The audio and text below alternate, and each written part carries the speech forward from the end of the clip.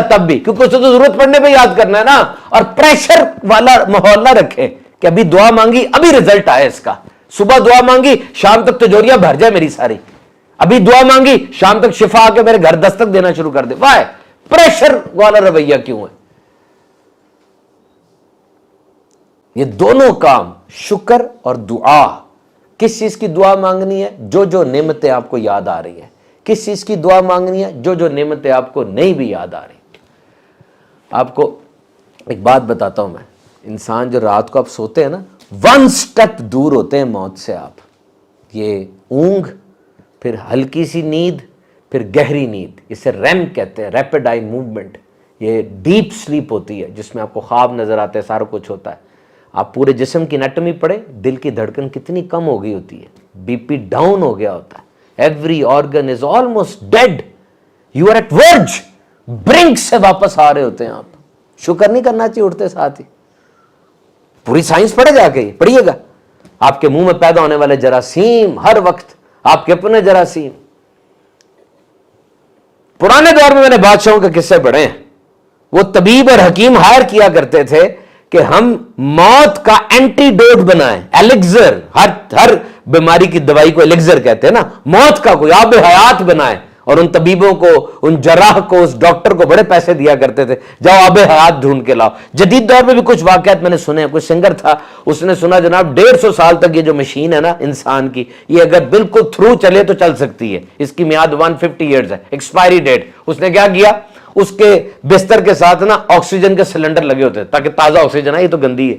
और उसका खाना लेबोरेटरी में टेस्ट होके आता था, उसने डॉक्टर्स का रखा हुआ था। और डोनर्स भी हायर थे कि मेरे जिगर को कुछ होगा तो इसका जिगर फौरन लग जाए, मुझे मेरे गुर्दे को कुछ होगा इसका गुर्दा लग जाए। सारा सेट सुट। 50 साल की उम्र में उसका दिल बंद हो गया एकदम। दुनिया के टॉप के डॉक्टर्स उसके ऊपर मौजूद थे, लेकिन बंदे तेरी सारी आकड़ और मौत का एक थप्पड़ तुझे कहां से कहां पहुंचा देगा। इंसान के जिस्म में 37 ट्रिलियन सेल्स होते हैं। कितने? 37 खरब। एक एक पे मौत तारी होती है, एक एक ने मरना है। 11 सिस्टम्स है हमारे, 11 सर्कुलेटरी सिस्टम है, नर्वस है, पल्मोनरी फेफड़ों का, गैस्ट्रिक सिस्टम है, सारा नालियों का सिस्टम है। एक एक सिस्टम ने कोलैप्स होना है। सोचें मौत कैसे तारी होती होगी। और the 5 biggest regrets of a dying person, पता आपको 5 बड़े रिग्रेट्स कि वो अफसोस जो मरता हुआ बंदा कर रहा होता है। और ये मैं जो बात आपको बता रहा हूं साइंटिफिक रिसर्च बता रहा हूं। 5 रिग्रेट्स, ये मुख्तलिफ डॉक्टर्स ने लिखा है कि हमारे सामने लोग मरते थे, हम उनसे पूछते थे और उनके रिग्रेट्स लेते थे। एक का रिग्रेट ये था, मैं अपनी जिंदगी नहीं जिया, मैं सारी जिंदगी दूसरों को दिखाने के लिए जीता रहा, अपनी खुशी के लिए मैंने कुछ नहीं किया, और अब मैं जा रहा हूं इसी हालत के अंदर। बताओ है कि नहीं ये फैक्ट? सारी दुनिया मेरे सामने रिकैप हो रही है। मैंने अपने बच्चों को और दोस्तों को टाइम नहीं दिया। मैंने काम को बहुत अहमियत दी, अपने आप को अहमियत नहीं दी। These are the top regrets of the people who are dying. बंदा सेट नहीं होता, कहता पहले मैं डिग्री लूं फिर सेट होऊंगा, डिग्री मिल गई, अब शादी कर लूं फिर सेट होऊंगा, नहीं सेट होता। अब बड़ी गाड़ी आए फिर सेट होऊंगा, नहीं सेट होता। अब बच्चे हो जाए सेट होऊंगा, इन बच्चों को जरा लिखा पढ़ा लूं, नहीं सेट होता। मर जाता है, उठा के उसको कब्र में रखते हैं, नहलाते हैं, कफनाते हैं, दफनाते हैं। और कोई कहता है ओ ये इसका मुंह जरा इसके बंद खोलो कफन के, इसका मुंह जरा किबले की तरफ करो, अब सेट हुआ ये। तो उस सेट होने से पहले अपनी एनर्जी को तो देखो ना। जब इंसान मर रहा होता है, मैं आपको एक रिग्रेट बताता हूं इंसान के मरने का, उसके इर्द गिर्द उसकी सलाहियतें भी यूं खड़ी होती हैं आके कि बंदे तू तो कब्र में जा रहा है ना, तूने हमारा कोई फायदा नहीं उठाया, हमें भी कब्र में लेके जा रहा है। तेरे में हम थे, तेरे में सलाहियतें थी ये वाली, तू कब्र में लेके हमें भी जा रहा है, खुद भी जा रहा है, तूने हमें यूटिलाइज ही नहीं किया, तूने हमें पहचाना ही नहीं है, तू सोया रहा है, तू जिंदगी को एंजॉय करता आ रहा है, सारी जिंदगी तूने एंजॉय की है, हालांकि ये बहुत अहम तरीन टाइम तुझे मिला था। वेट लिफ्टिंग करते हो ना, वेट लिफ्टिंग वजन उठाते हो, सेल्फ लिफ्टिंग भी तो करो, अपने आप को भी तो उठाओ।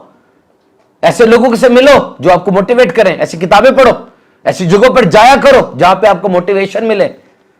खुदा तुझे किसी तूफान से आशना कर दे कि तेरे बहर की मौजों में तूफान नहीं है, लड़ जाओ, तूफान लाओ अपनी जात के अंदर। मैं सही आपसे अर्ज कर रहा हूं, दिस इज वेरी इंपॉर्टेंट।